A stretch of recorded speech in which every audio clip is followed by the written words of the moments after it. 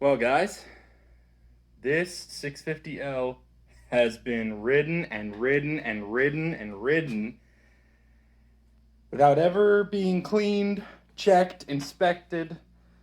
Rebuilt it at like 6,000 miles. It's got 8,000 miles on it. So we're looking at 2,000 miles of completely unattended wear and tear. This chain slop is disgusting. So I don't know if you can see that from this angle, but I've got a ridiculous amount of chain slop.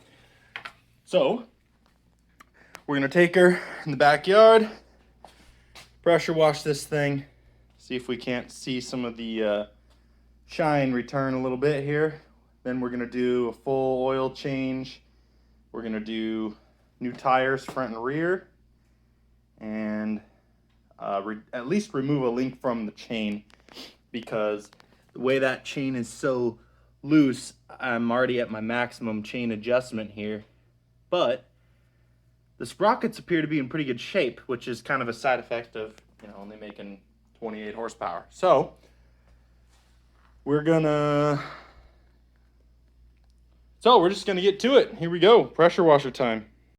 Okay, so we've pressure washed this thing. Of course, I couldn't pressure wash under the panel, but since I've discovered that my battery was virtually dead, so I took that out to charge it, since I need to run this for a little bit before I can do an oil change. So that's what we're gonna do now. Took the battery off, charged it up. I doubt it's gonna last much longer, but hopefully it's enough to start it a couple more times. Got the new D606 rear and a new Bridgestone front that I'm gonna try. It looks like it's a little more aggressive than the, I think it was a KM20 Dunlop that was on the front here originally. So yeah, looking forward to having some new tires on this thing. But then we've also got just some various tire changing tools and the oil change stuff and the manual. So we'll be working our way through a couple jobs: oil change, tires, and a few other odds and ends. Particularly important is the chain down here, and if you can see, that's a little out of spec, let's say. And this thing is adjusted nearly all the way and past where they recommend you stop. So we've got some work to do. Hopefully I can remove a chain link and continue using the chain without needing to buy one of those. So yeah, let's go. All right.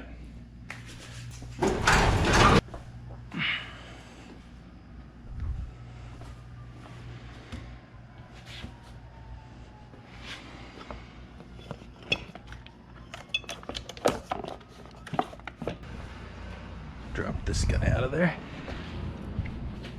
So there's 2 steps to installing this properly.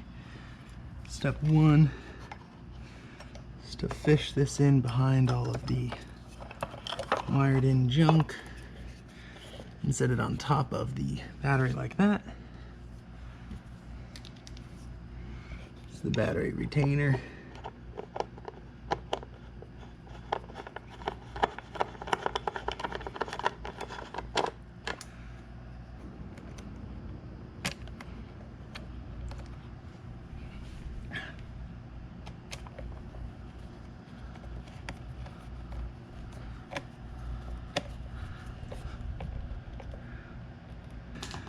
And this negative terminal came across here and seated with this guy, like so. Problem is with these batteries that you sometimes have to fight to get the first bit of the threads to line up. And when all else fails, and that did not work, what you have to do is throw something in there behind this block. I usually use a piece of paper towel or something.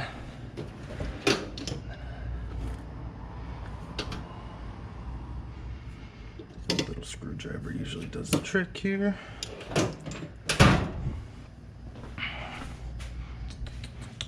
There it is.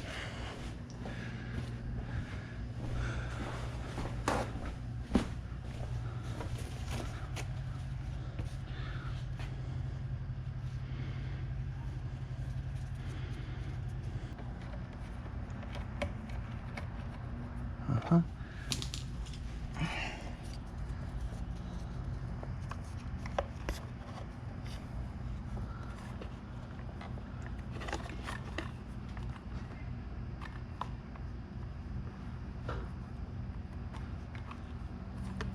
Like that. Now, that will prevent this block from shifting backwards when you try to get everything lined up. So, put that back over it. And here you go.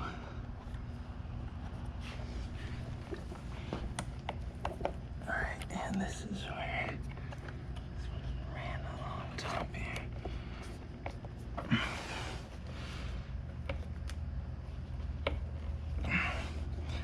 Okay.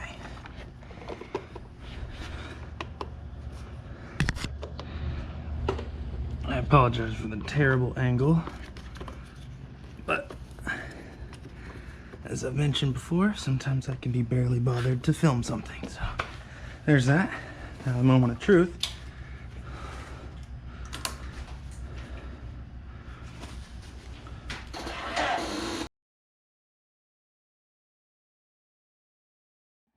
Letting it warm up a little bit.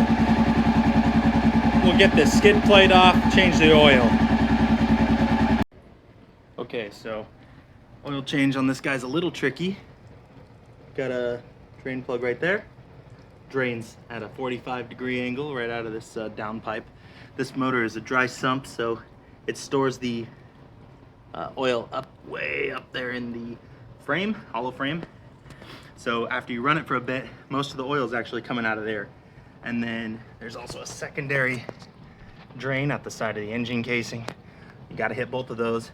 And it means you need kind of a big catch pan, because as you can see, the drip over here and the drain still dripping out over here. So you need something big enough to catch both of those. Next step is the engine oil filter,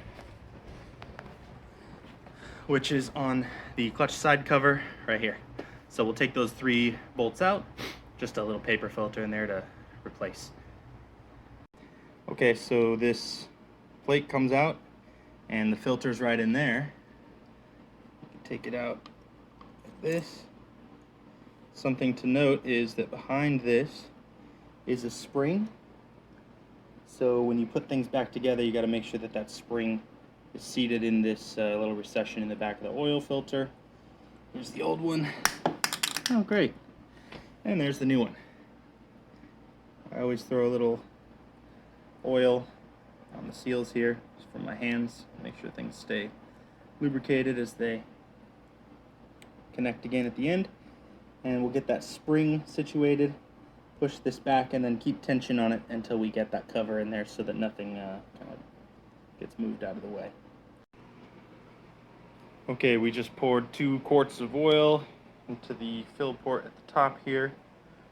Something that I never mentioned in that video where I talk about this bike is I got one of the XRs only, or yeah, I think it's called XRsonly.com, but they make this thermostat. Not a thermostat, it's actually just a temperature gauge, but super helpful for these things when they overheat. Gives you a good idea of how hot they're running. So I ended up getting one of those. Nice add. Last thing this bike really could use is the oil cooler kit. It sits right in here, and apparently knocks 15 or so degrees off of the operating temp. So for somebody like me with this thing overheating like it does for me, that's a good move. Okay, after this, I think the oil change is just about done. Got the skid plate back on and everything, and we'll move on to the chain. Okay, this is the first time it's been running after the oil change, and something that you want to always check is this bolt right here. It's a banjo fitting. Crack it open just a little bit and make sure that you see oil seeping out just like that. It means that the oil pump is correctly pressurizing that line. Otherwise your head's not getting any lubrication and you've got to turn this engine off and figure that out as soon as possible. So in this case, we saw oil coming out, we're in good shape, and now I'm gonna let it run for a few minutes before I check the oil. So, we got the rear tire on. That was a pain. And we got the chain off, had to cut it off. At this point, grinding the extra riveted pin in so that we can push it out, get the chain to the right length. Then we'll be installing that. And yeah, after that is replacing the bald front tire. Here we go. All right, guys, we got a front tire, a new chain, a new rear tire, a fresh oil change, and soon to be a fresh tank of gas. This thing is in better shape than it's been in a while, and we're about to go camping. So you see I'm all packed up, gonna hit the trail. We'll catch you in the next one.